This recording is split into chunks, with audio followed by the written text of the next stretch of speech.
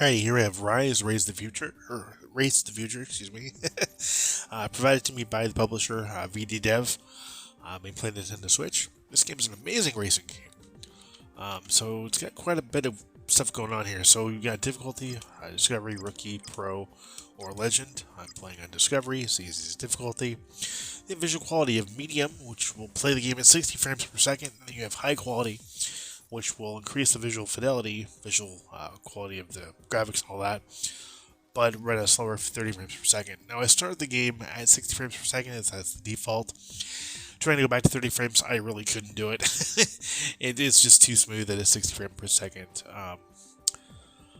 setting that I just can't go back to during doing 30 frames per second, even if it does look quite a bit better.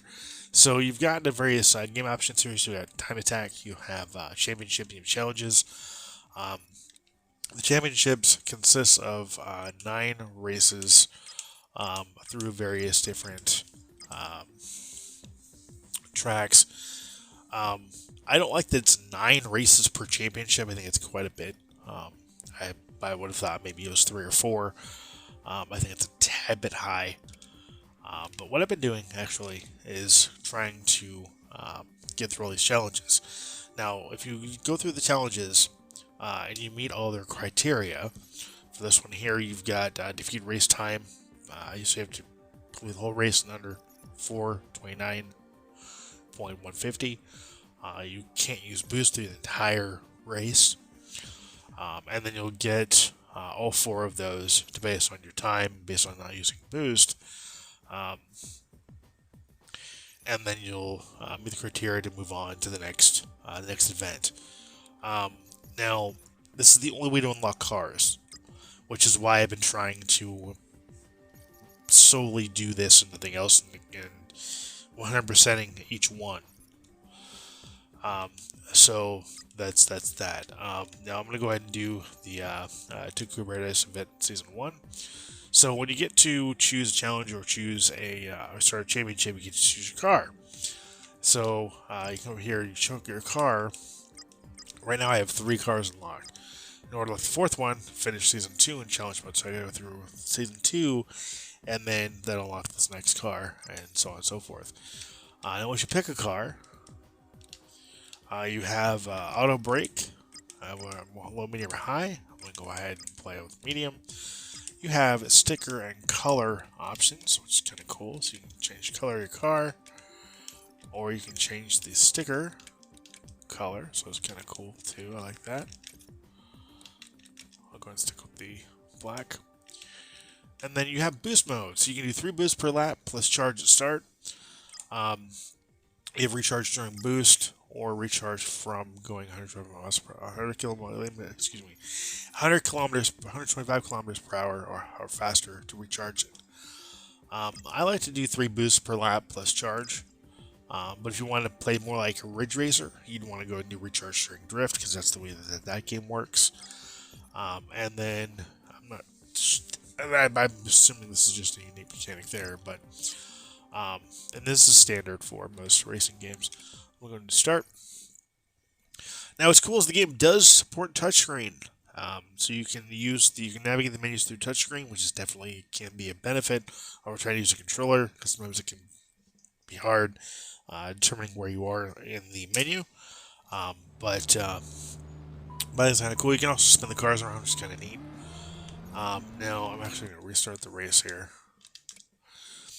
Now, for my control setup, I have actually completely modified the controls to what I prefer.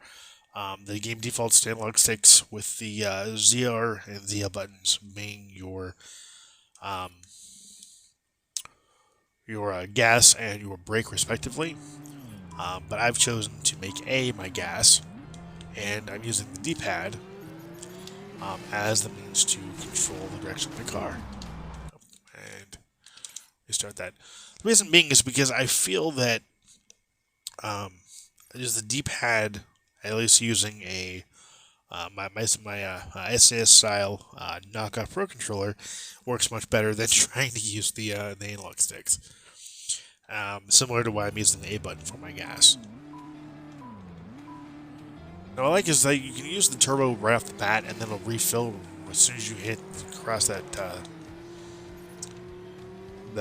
starting line, which is kind of cool.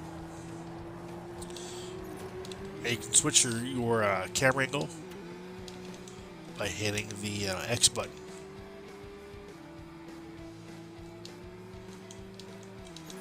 I prefer playing like this, just so I can see from my car, and I don't get too disoriented. What I like about this game is the fact that you play both on a track, as well as sometimes you'll hit puddles of water, which will try to work to help spin you out. And then you also have entire sections of water, which I think is kind of cool. Being a futuristic racing game, I think it was a nice touch. I love the environments in the game. The environments really help to bring the tracks to life. I like the water splashing up on the windshield. That's a nice touch as well, giving a sense of realism to the racing. But yeah, it's overall a great racing game, guys. Definitely worth. I think it's like $15 in the eShop right now. Totally worth it. This is multiplayer as well. You can play up to 2 players, split screen, which is really cool. I'm going to use that boost here.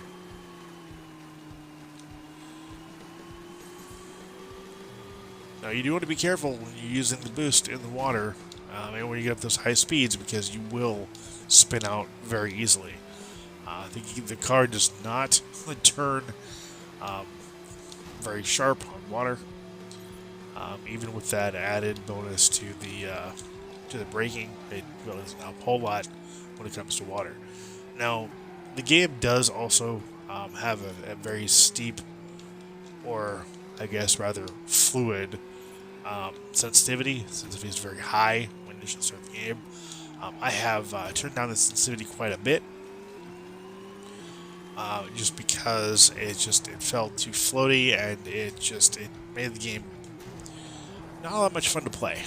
And pretty difficult, at least for me, to progress. But ever since turning down the sensitivity and bringing up the physics, the game plays really well. And also changing the control scheme helped immensely as well. So yeah, I love the fact that you can set whatever control scheme you like. Pretty much whatever button you have on the controller, you can set to whatever you want. So you pick up some pretty interesting control schemes for sure. And you can always set it back to default if you need to. And I like the fact that the sensitivity settings are set, which is really nice. You don't have to reset them after every race. So you don't even have to reset them when you come back into the game. It's automatically set for you. And I love that. Very much appreciative of that feature. Oh.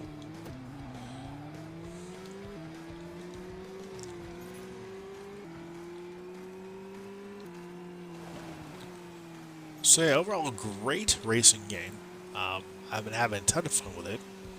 I cannot recommend this game enough. If you like racing games, you guys gotta pick this game up. It's only $14.99, I believe, in the eShop for the North American region. And it's a great buy. You're getting a ton of content,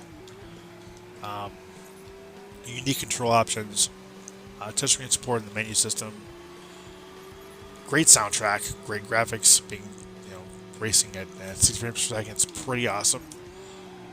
Pretty impressive considering it's a Switch game, honestly speaking. You don't have a whole lot of Switch games, especially racing games, that will operate at 60 frames per second. So definitely appreciate that aspect of this game too. I do want to thank VD Dev for the opportunity. This game's amazing, definitely worth picking up. I want to thank you for watching, thank you for subscribing. As always, until next time, take care and happy gaming.